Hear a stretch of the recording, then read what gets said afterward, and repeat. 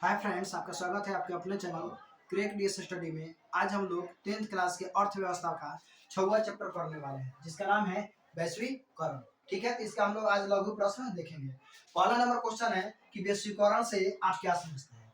वैश्वीकरण से आप क्या समझते हैं? तो वैश्वीकरण वह प्रक्रिया है जिसके द्वारा पूरी दुनिया के अर्थव्यवस्थाओं का समन्वय या एकीकरण किया जाता है, ताकि वस्तुओं और सेवाओं का निर्वाह प्रवाह हो सके, मतलब अच्छे से आदान प्रदान हो सके। नहीं समझे एक बार फिर समझिए। वैश्वीकरण क्या है? तो वैश्वीकरण वह प्रक्रिया है जिसके द्वारा पूरी दुनिया भर के अर्थव्यवस्थाओं का एकीकरण किया जाता है, समन्वय किया जाता है, ताकि सभी देशों में मुक्त व्यापार की सुविधा उपलब्ध हो सके। समझ में आ गया? दूसरा नंबर क्वेश्चन देखते हैं। दूसरा नंबर क्वेश्चन है कि बहुराष्ट्रीय कंपनी किसको कहते हैं? बहुराष्ट्रीय कंपनी किसको कहते हैं? तो बहुराष्ट्रीय कंपनी उस कंपनी को कहा जाता है जो एक से अधिक देशों पर अपना नियंत्रण एवं स्वामित्व रखती है। जो एक से अधिक देशों पर अपना नियंत्रण एवं स्वामित्व रखती है उसे बहुराष्ट्रीय कंपनी कहा जाता है। एक बार फिर समझिए, बहुराष्ट्रीय कंपनी किसको कहा जाता है? तो बहुराष्ट्रीय कंपनी उस कंपनी को कहा जाता है जो एक से अधिक देशों में अपना नियंत्रण एवं स्वामित्व रखती है, उसे बहुराष्ट्रीय कंपनी कहा जाता है। जैसा सैमसंग हो गई, टाटा मोटर्स हो गया, इत्यादि हो जाएगा, नोकिया भी हो सकता है इसमें। ठीक है, देखते हैं तीसरा नंबर क्वेश्चन क्या है। विश्व व्यापार संगठन क्या है? विश्व व्यापार संगठन क्या है? यह कब और क्यों स्थापित किया गया था? विश्व व्यापार संगठन क्या है? तो बोलेंगे विश्व व्यापार संगठन एक ऐसा अंतरराष्ट्रीय संगठन है। विश्व व्यापार संगठन एक ऐसा अंतरराष्ट्रीय संगठन है जिसका उद्देश्य अंतरराष्ट्रीय व्यापार को उदार बनाना है। विश्व व्यापार संगठन क्या है? तो विश्व व्यापार संगठन एक ऐसा अंतरराष्ट्रीय संगठन है जिसका उद्देश्य अंतरराष्ट्रीय व्यापार को उदार बनाना है, और यह संगठन 1995 में लागू किया गया था। कब लागू किया गया था? तो 1995 में लागू किया गया था, ताकि सभी देशों में मुक्त व्यापार की सुविधा उपलब्ध हो सके। समझ गए आप लोग? फिर से समझिए, विश्व व्यापार संगठन क्या है? विश्व व्यापार संगठन एक ऐसा अंतरराष्ट्रीय संगठन है जिसका उद्देश्य अंतरराष्ट्रीय व्यापार को उदार बनाना होता है, और यह संगठन 1995 में लागू किया गया था, ताकि सभी देशों में मुक्त व्यापार की सुविधा उपलब्ध हो सके। कंप्लीट हो गया।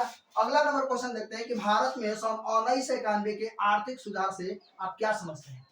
भारत में सन 1991 में जो आर्थिक सुधार हुआ था उसे आप क्या समझते हैं? तो भारत में सन 1991 के आर्थिक सुधार का मतलब उन नीतियों से है जिसमें अर्थव्यवस्था को कुशल बनाने के लिए, ठीक है, अर्थव्यवस्था को कुशल बनाना, अर्थव्यवस्था को कुशल बनाना, प्रतियोगिता के शक्ति के स्तर को ऊंचा करना होता है। ठीक है ना? भारत में सन 1991 के आर्थिक सुधार का मतलब उन नीतियों से है जिसका मकसद अर्थव्यवस्था को कुशल बनाने के लिए तथा प्रतियोगिताओं के शक्ति के स्तर को ऊंचा करने से है। ठीक है, और इसे हम लोग नई आर्थिक नीति के नाम से भी जानते हैं, इसे हम लोग एलपीजी नीति के नाम से भी जानते हैं। और यह आर्थिक सुधार उदारीकरण, निजीकरण तथा वैश्वीकरण की नीति पर भी आधारित है। यह भी कंप्लीट हो गया। अगला नंबर क्वेश्चन है कि उदारीकरण क्या है? उदारीकरण क्या है? तो उदारीकरण का मतलब होता है सरकार द्वारा लगाए गए सभी अनावश्यक एवं नियंत्रणों को हटाना होता है। हो गया। उदारीकरण क्या है? उदारीकरण का मतलब होता है सरकार द्वारा लगाए गए सभी अनावश्यक नियंत्रणों एवं प्रतिबंधों को हटाना होता है, उसे उदारीकरण कहते हैं। जैसा हो जाएगा लाइसेंस, कोटा इत्यादि। नहीं समझे तो एक बार फिर समझिए। उदारीकरण का मतलब होता है सरकार द्वारा लगाए गए सभी अनावश्यक नियंत्रण एवं प्रतिबंधों को हटाना उदारीकरण कहलाता है, जैसे लाइसेंस, कोटा इत्यादि। ये भी समझ गए हम लोग। लास्टिंग नंबर क्वेश्चन के निजीकरण से आप क्या समझते हैं?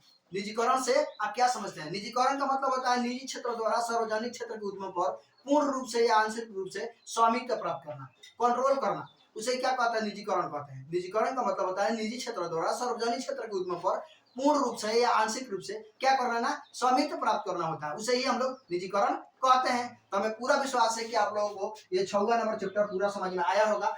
बाकी वीडियो देखने के लिए धन्यवाद। ओके।